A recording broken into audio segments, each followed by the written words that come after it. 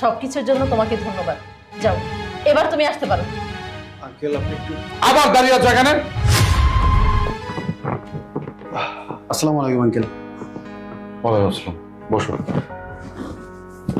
Thank you. তা বাবা, তোমাকে তো ঠিক চিনলাম না। আঙ্কেল আমি সানি, পরীর বয়ফ্রেন্ড। পরী কোথায়? পরি মানে? কার কথা বলছো তুমি? আঙ্কেল আপনার মেয়ে পরীর কথা বলছি। হোয়াট? আমার মেয়ে পরি? হ্যাঁ, পরী তো তাই বললো যে আপনি মাসুদ খান, আপনার মেয়ে পরী। তা ঠিক আছে, আমার নাম তো তুমি ঠিকই বলেছো, আমি মাসুদ খান, কিন্তু পরি আমার মেয়ে, এটা কি পরি বলেছে? আমাকে তো তাই বললো, বাসার অ্যাড্রেস এটাই দিয়েছে, আমি চলে আসলাম। আরে পরি তো আমার মেয়ে না, পরি হচ্ছে আমার বাড়ির কাজের মেয়ে, আমার এখানে কাজ করে। হোয়াট? আপনার বাড়ির কাজের মেয়ে মানে? আমি বুঝলাম না আঙ্কেল, আপনি কি আমার সাথে প্রাঙ্ক করছেন? দেখো বাবা, তোমাদের এ যুগের ছেলে মেয়েদের এই একটা সমস্যা, যেটা সত্য সেটা সত্যভাবে বললে, সঠিকভাবে বললে তোমরা মেনে নিতে চাও না। আমি তোমার সাথে কেন প্র্যাঙ্ক করব, কেন আমি তোমাকে ভুল কথা বলবো, ভুল তথ্য দিব? পরি আমার মেয়ে না, পরি হচ্ছে আমার বাড়ির কাজের মেয়ে। আঙ্কেল আপনি এসব কি বলছেন? আমি পরীকে ভালোবাসি, পরী আমাকে ভালোবাসে। আর ও আজকে আপনার সাথে কথা বলার জন্য আমাকে ডেকেছে যে বাবার সাথে কথা বলবে বিয়ে নিয়ে, তুমি বাসায় এসো। আমি এর জন্যই তো আসলাম। বাবা আমি আবারও বলছি, তুমি কোথাও ভুল করছো। পরি আমার মেয়ে না, আর যেহেতু পরি আমার মেয়ে না, তাহলে আমি গার্ডিয়ান হয়ে পরির বিয়ের কথা কেন বলতে যাবো বলো? কিন্তু পরী আমার সাথে কেন মিথ্যা বলবে, কেন আমার সাথে চিট করবে? তাতে ওর কি লাভ? আমি তো কিছুই বুঝতে পারছি না। আঙ্কেল পরীকে একটু ডেকে দিবেন, আমি ওর সাথে কথা বলি।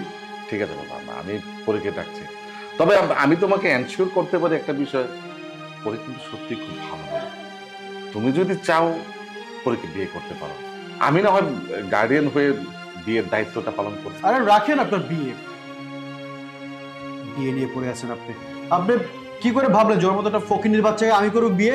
হ্যাঁ শোনেন, আমি যদি বিয়ে করতেই চাই তাহলে একটা বার করে মুখ থেকে উচ্চারণ করবো যে আমি বিয়ে করবো, আমার বাড়ির সামনে মেয়েদের লাইন পড়ে যাবে।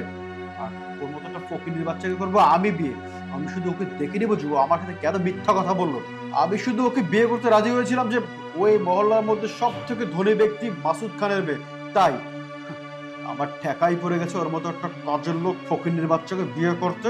শুনুন, আপনি ওকে সাফ সাফ বলে দিবেন যে ওর মতো একটা ফকিনীর বাচ্চাকে আমি বিয়ে করব না।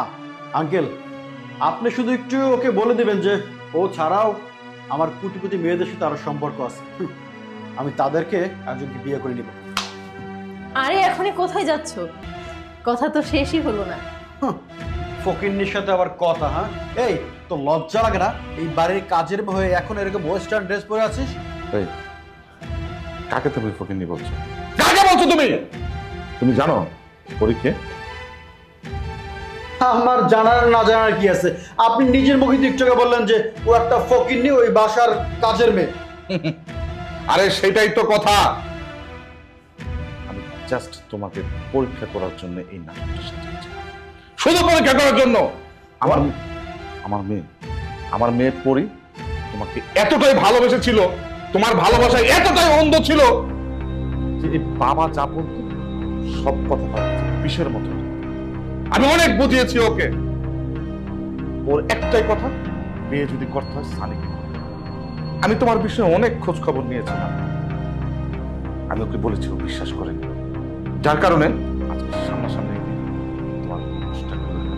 আর মা তুই তো অনেক বলেছিলি, আমি বলতাম আর তুই আমাকে বুঝ দিতি যে বাবা ওর মতো ছেলে হয় না, ওর মতো ছেলে হয় না। দেখ নিজের চোখে দেখ ওর আসল চেহারা। এখন সিদ্ধান্ত বাবা, আমার সিদ্ধান্ত একটাই, এই ছেলে আমার যোগ্যই না, ওকে ঘাড় ধাক্কা দিয়ে বের করে দাও। এই চেহারাটাও আমি আর কোনোদিন দেখতে চাই না। কি হলো, দাঁড়িয়ে আছো কেন? যাও, বেরিয়ে যাও। আমি আসলে সরি, আমি বুঝতে পারিনি যে তুমি সত্যি সত্যি মাসুদ আঙ্কেলের মেয়ে। আমার ভুল হয়েছে। সেটা আমরাও জানি, তুমি যদি আগে থেকেই জানতে আমি বাবারই মেয়ে তাহলে তুমি তোমার মুখোশটা নিজে থেকে খুলে ফেলতে না। যাই হোক, সবকিছুর জন্য তোমাকে ধন্যবাদ। যাও, এবার তুমি আসতে পারো। আঙ্কেল আপনি একটু আবার দাঁড়িয়ে আছো এখানে? বেরো যাও আমার বাড়ি থেকে। বাবা, সত্যি আজকে বুঝতে পারছি বাবা মার কখনো সন্তানের খারাপ চায় না। আমি কিনা জেনে বুঝে একটা খারাপ ছেলের পাল্লায় পড়েছিলাম। বাবা, আমাকে তুমি ক্ষমা করে দিও।